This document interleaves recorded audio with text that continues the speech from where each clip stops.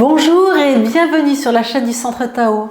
Je suis Isabelle Zobzak, ambassadrice du Tao, coach et thérapeute en médecine traditionnelle chinoise, et nous cheminons de concert sur la voie du Tao pour révéler les filles du soleil que nous avons dans le cœur, les déployer afin de devenir actrices de notre vie, de se reconnecter à notre nature et de gérer en autonomie nos énergies corporelle, psychique, émotionnelle et spirituelle.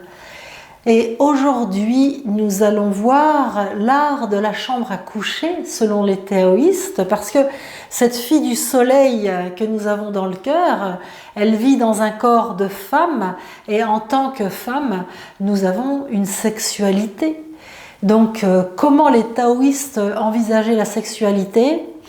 Et avant d'aller voir du côté taoïste, je voudrais juste dire que je trouve que c'est important de parler de sexualité, parce que même si on pense que nous sommes dans une société libérée, que les femmes se sont libérées depuis les années 70, il y a encore énormément de tabous, énormément de difficultés à vivre sa propre sexualité, énormément de personnes qui ne savent même pas quelle est leur sexualité, mais qui sont en tant que femmes, qui vivent une sexualité uniquement en réponse à la demande des hommes.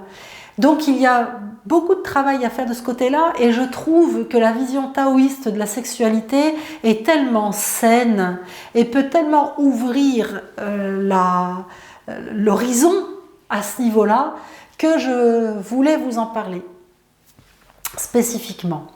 Alors, déjà, pour les taoïstes, nous sommes divisés en 3 zones. Il y a une zone qui va en 3 foyers. Il y a une zone qui va du plexus à au-dessus, c'est le foyer supérieur, c'est là où le cœur se trouve.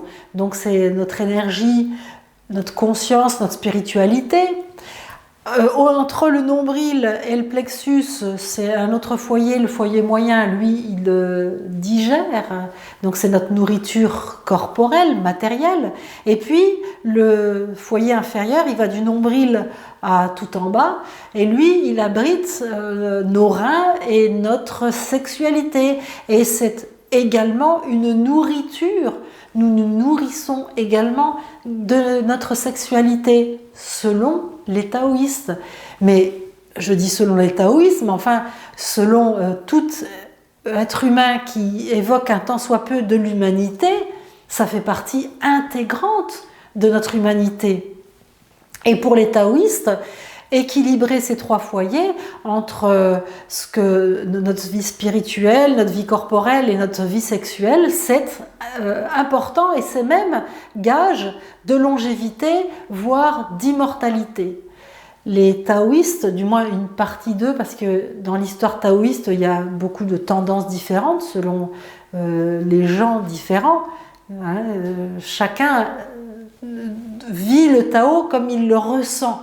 Donc il y a des personnages qui, au fur et à mesure du taoïsme, ont développé des idées intellectuelles, je vais dire, sur le taoïsme plutôt. Donc à chacun d'adhérer ou non à ce qu'ont pu penser ces différentes personnes, mais d'une manière globale, pour les fondements du taoïsme,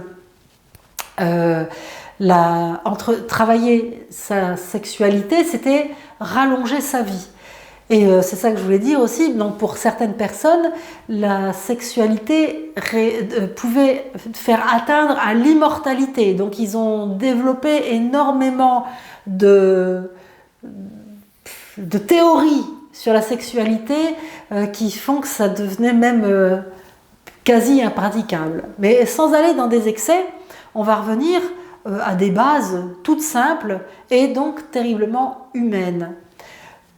Pour être équilibré dans sa vie, il est certain que c'est bien d'avoir une conscience éveillée, une bonne nourriture et une sexualité épanouie. Voilà, c'est aussi simple que ça. À partir du moment où on pense ça, déjà on est taoïste. Donc c'est facile. Alors, Oui, donc pour les taoïstes, la sexualité était quelque chose de normal et il existait des manuels du sexe, notamment l'art de la chambre à coucher. Ces manuels du sexe étaient donnés aux couples pour qu'ils puissent soit prendre des idées, soit apprendre à se servir du sexe, parce que c'est pas donné à tout le monde, comme ça tombe pas tout cuit dans le bec. Donc ils avaient des manuels, et d'ailleurs aujourd'hui beaucoup de dessins érotiques sont issus de ces livres, parce que c'était expliqué avec des dessins. Et pour dire que c'était extrêmement sain d'avoir une sexualité épanouie. Alors au-delà du truc de base, pour les taoïstes, le Tao, qui est l'énergie universelle, se divise en deux forces cosmiques et jumelles dans notre monde manifesté. Et ces deux forces sont le yin et le yang. Et l'union du yin et du yang reforme le Tao, c'est-à-dire l'unité. Et à partir de cette conscience-là, l'union du yin et du yang est sacrée. Et la femme étant yin et l'homme étant yang, l'union du yin et du yang pouvant procréer, c'est-à-dire créer la vie, eh bien, l'acte sexuel est sacré. Et l'homme et la femme sont mis sur un pied d'égalité. Là aussi, pour les taoïstes, c'est la base, mais après, il y a eu différentes écoles ou différentes évolutions, et il y a des taoïstes qui ont poussé la sexualité extrêmement loin, voire, donc j'en parlais tout à l'heure, je le disais que c'était d'un côté très théorique, presque infaisable. Il y en a d'autres où ça a été jusqu'à la débauche, mais c'est pas la peine de retenir les excès qu'il y a eu.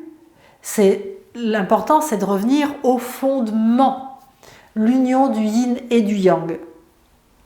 Alors, on a déjà vu ensemble ce qu'étaient les notions de valeur féminine sacrée et de valeur masculine sacrée. Le féminin sacré, le masculin sacré. Eh bien, dans les valeurs féminines, il y a la transmission et l'enseignement. Donc pour les taoïstes, celle qui devait transmettre et éduquer l'homme dans la sexualité, c'était la femme. C'était à la femme d'apprendre à se connaître, de savoir ce qu'elle aimait, pour le dire à l'homme. Et la femme avait comme travail à accomplir, tâche à accomplir, d'entretenir son vagin et de transmettre à l'homme les techniques sexuelles. Et l'homme, lui, avait pour objectif de faire plaisir à la femme. Et, comme selon les taoïstes, le fait d'éjaculer épuise le jing vital des hommes, c'est-à-dire leur vitalité. Il était transmis qu'il ne fallait pas que l'homme éjacule dans les rapports sexuels, mais quand même de temps en temps pour stimuler la circulation de l'énergie, mais pas plus d'une fois tous les 6 rapports sexuels, et pour certains encore beaucoup moins.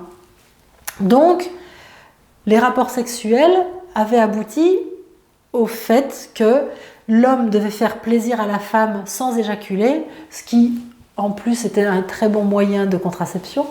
Voilà.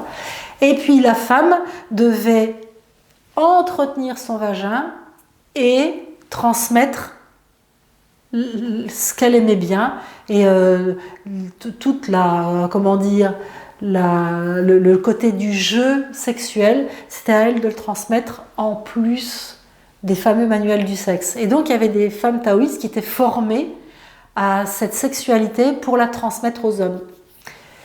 Donc on voit bien là le côté extrêmement sain et détendu de la sexualité. Il n'y avait pas de tabou, pas de vice, pas d'interdiction, même s'il y en a qui sont venus plus tard, mais là ça ferait beaucoup trop long. D'ailleurs, si ça vous intéresse, j'ai fait une formation gratuite sur la sexualité pour développer sa libido, et où j'explique beaucoup de choses. Je vais beaucoup plus loin, justement pour que chaque femme puisse faire le point sur sa libido et sa sexualité et se rendre compte à quel point c'est important d'entretenir cette énergie, parce que notre sexualité, donc notre libido, et notre énergie vitale, c'est-à-dire notre énergie qui est stockée dans nos reins, notre yin, sont concomitants, ils vont ensemble. Si on passe un certain seuil d'énergie, que vraiment on est fatigué, surmené, qu'on n'en peut plus et qu'on n'a plus de libido, ça c'est vraiment un signe qu'il est urgent de remonter son énergie des reins et donc de remonter sa libido en même temps, parce que quand on n'a plus de libido sur un temps qui dure, c'est un signal d'alarme. Donc pour les taoïstes, entretenir cette énergie, sa libido, sa sexualité et sa vitalité, c'était concomitant. Tout en sachant que l'excès était banni, parce que l'excès était mauvais pour la santé. Donc on voit bien le côté sain de l'affaire. Alors pour la culture générale, au niveau des taoïstes, savoir également pourquoi la femme est classifiée dans le yin et l'homme dans le yang. On l'a déjà vu un petit peu dans la capsule sur la connexion à sa féminité, le côté yin, le côté lune de la femme. Mais là, pour aller un petit peu plus loin, je voulais vous dire que la femme est donnée en tant que yin parce que pendant les rapports sexuels, elle a une lubrification, alors que l'homme est donné comme yang parce que pendant la sexualité, l'acte sexuel, son pénis s'érige, il est en érection, et donc ça veut dire qu'il y a de l'énergie, donc du feu qui vient dans son sexe. La femme c'est de l'eau, l'homme c'est du feu. C'est dans ce sens-là qu'on parlait de l'homme c'est le feu et la femme c'est l'eau. Par contre, pendant le rapport sexuel, ça s'inverse. La femme se remplit puisqu'elle va recevoir le sexe de l'homme à l'intérieur d'elle. Donc si elle est remplie, elle sera yang. Alors que l'homme, lui, va se vider parce qu'il va éjaculer. Et donc l'homme va devenir yin. Donc il y a les rapports s'inversent pendant la sexualité. Et le yin et le yang, c'est toujours le mouvement parce que c'est toujours la vie. Tant qu'il y a le mouvement du yin et du yang, c'est la vie dans ce monde manifesté selon les taoïstes. Alors voilà, ce que je voulais vous dire, c'était à quel point la sexualité pour les taoïstes fait partie de notre humanité et de notre longévité. Et qu'il y a tout intérêt, non seulement pour notre épanouissement d'être humain, mais pour notre qualité de vie et notre longévité, il y a tout intérêt à entretenir la libido et à avoir une sexualité saine. Alors pour en savoir beaucoup plus, je vous ai donc fait une formation gratuite sur le sujet que vous pourrez télécharger en cliquant sur le template à la fin de la capsule. Et pour aller encore plus loin et vraiment très très précisément, pour vraiment déployer sa libido et sa vitalité, à la fin de la formation gratuite, je vous en propose un plus qui est payant également, et dans cette formation payante, il y a également un coaching avec moi. Alors, vous pourrez voir tout le descriptif à la fin, et tout ce qu'il y a de contenu dans ces deux formations, la gratuite et la payante. Si vous avez des questions à ce propos, n'hésitez pas, vous m'écrivez à isabelle@centre-tao.com. Et si vous avez des questions ou des témoignages divers et variés, vous pouvez toujours les mettre sous la vidéo. Si vous voulez du bien à un maximum de personnes, partagez cette vidéo. Vous pouvez cliquer sur la flèche partager en dessous de la vidéo. Il y a un lien qui s'affiche, vous faites un copier-coller, vous le mettez sur les réseaux sociaux, vous l'envoyez aux copines ou aux copains. Et puis, si vous voulez télécharger donc ce descriptif, cette formation gratuite, c'est sur le template qui s'affiche à côté de moi à la fin de la vidéo. S'il ne se passe rien quand vous cliquez sur le template, descendez plus bas en dessous de la vidéo, vous trouverez le lien. Et si le lien n'apparaît pas, il vous suffit de cliquer sur une petite flèche grise en bas à droite, plus bas sous la vidéo. Et quand on clique dessous, eh bien, le lien apparaît Il y a également le lien vers mon site internet et le lien vers ma page Facebook. Le lien sur ma page Facebook, si vous likez, ça vous permettra d'avoir au quotidien des magnifiques photos pour faire un peu de contemplation. Et puis des phrases philosophiques, des sagesses, des extraits de poèmes, des proverbes, des citations qui élèvent le cœur, qui élèvent la conscience et qui permettent d'équilibrer son énergie des reins et du cœur.